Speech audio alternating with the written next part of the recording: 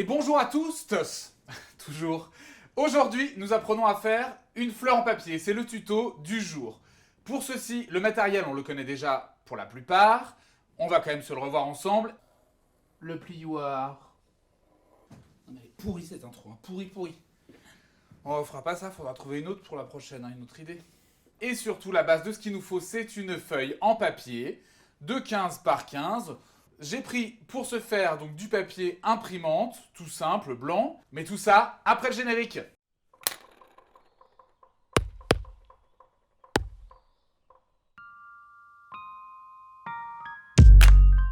Alors on commence, c'est très simple, par plier d'abord en deux les bords alignés l'un sur l'autre, donc les bords qui se font face, ici. On plie, on marque notre pli avec le plioir bien sûr, pour faire des beaucoup plus jolis plis. On tourne d'un quart de tour et on replie pareil, bord à bord, qui se font face. Et on marque notre pli avec le plioir toujours. Ensuite, on tourne la feuille d'un quart de tour, on la retourne comme une crêpe, hop, et là on va plier pointe sur pointe. Ici, cette pointe là devant sur la pointe qui est en dessous. On aplatit, on marque le pli au plioir et on rouvre. Pareil, je fais donc un quart de tour et je replie pointe sur pointe. J'appuie mon pli et je le marque au plioir pour avoir de jolis plis toujours. Je retourne et je vais donc plier maintenant en forme de triangle. Comme ceci. Ok ?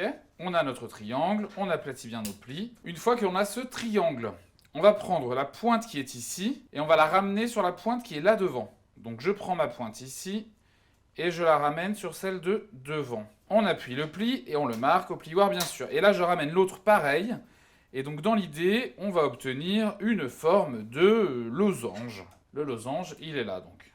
Ici, il est marqué. Ensuite, on retourne comme une crêpe toujours. Hop là. Et on refait la même chose de l'autre côté. Donc je vais ramener cette pointe sur cette pointe là-haut. J'appuie mon pli, je le marque au plioir. Et je fais la même chose de l'autre côté pour avoir un joli losange. Voilà. Donc, on a notre losange. Une fois ce losange obtenu, ce qu'on va faire, c'est qu'on va rabattre cette partie-là sur celle-ci et également de l'autre côté. Donc là, je me retrouve avec un endroit où je n'ai pas de pli sur le centre. On est d'accord ? Mes plis sont là à l'intérieur, en fait. Là où j'ai plié, c'est là à l'intérieur, j'ai rabattu. Donc, une fois qu'on a cette partie-là, je vais maintenant rabattre cette pointe, non pas exactement au milieu ici, mais 1 mm plus loin que le milieu. Vous allez comprendre pourquoi après. Donc je rabats cette pointe un tout petit peu plus loin, 1 mm, on va dire, j'ai pas exactement le compas dans l'œil, mais à peu près, il faut que ça déborde un petit peu, quoi. C'est pas grave, mais quand vous allez voir à quoi ça sert, vous verrez que c'est bien de déborder un petit peu quand même. On fait pareil de l'autre côté, et on déborde un petit peu par rapport à la ligne du milieu également. On aplatit, et on écrase le pli avec le plioir. Je retourne en mode crêpe, et on recommence tout pareil que tout à l'heure. Hop, je dépasse un petit peu du milieu, pour avoir un peu de débord. J'aplatis, et j'écrase mon pli avec le plioir. Je me retrouve donc avec cette forme-là. Alors maintenant, je vais vous expliquer pourquoi le débord. Regardez, on va ouvrir nos deux pans. Ici, avec le doigt, vous allez venir écarter les deux pans de papier, comme ceci, et venir y glisser la languette qui se trouve en face. Vous glissez la languette dans les deux pans. Et vous appuyez.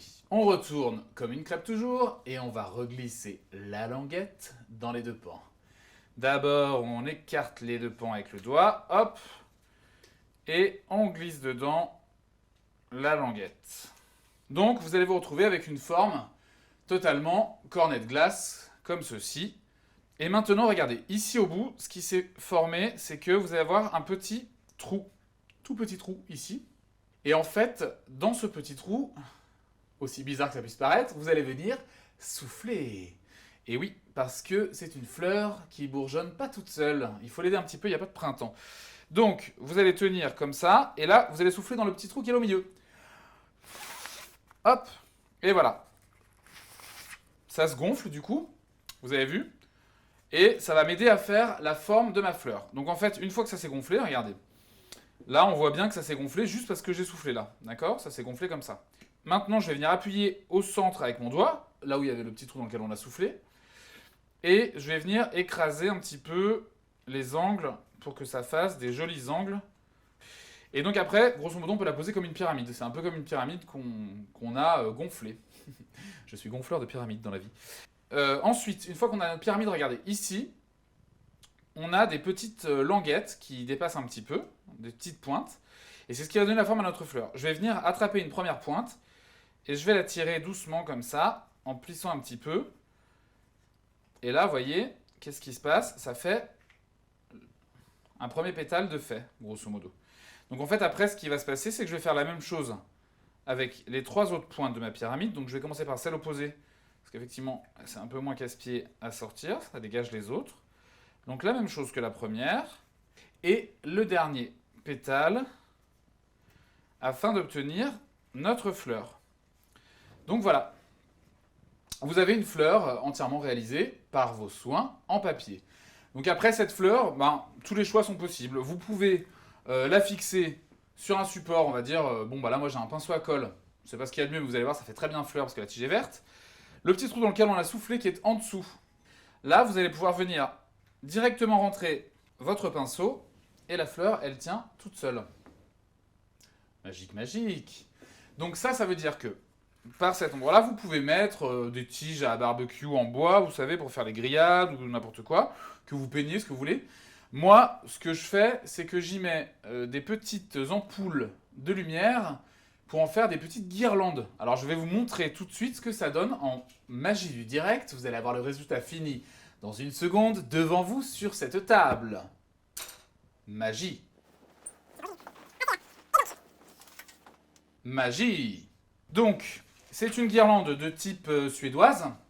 Et en fait, simplement, si vous voyez bien, j'ai mis dans les fleurs, ici, les petites lumières de la guirlande. Vous voyez, je la ressors sans problème et je la remets dans la fleur. Donc ça, c'est pareil, c'est ce que je vous disais, à vous de choisir des motifs, des couleurs, ce qui vous plaît, et de faire vos fleurs vous-même. Et ensuite, vous voyez, on la branche sur la guirlande lumineuse et on l'éclaire, et ça fait tout à fait son effet. Donc voilà, après, à vous de jouer, de trouver ce qui vous plaît, ce qui va avec votre déco intérieure, les couleurs de chez vous. C'est très bien pour les chambres d'enfants, ça fait une petite lumière sympa pour s'endormir le soir, avec des jolies couleurs, des jolis motifs, c'est super. Là-dessus, je vous laisse. Vous savez, comme d'habitude, qu'il faut bien penser à vous abonner, c'est là en dessous pour vous abonner. Et comme toujours, la petite cloche pour avoir les notifications, les nouvelles vidéos qui sont parues et les vidéos apparaître. Et toujours, restez connectés avec nous pour de nouveaux tutos et apprendre de nouvelles choses. Allez, je vous laisse, à bientôt, ciao ciao!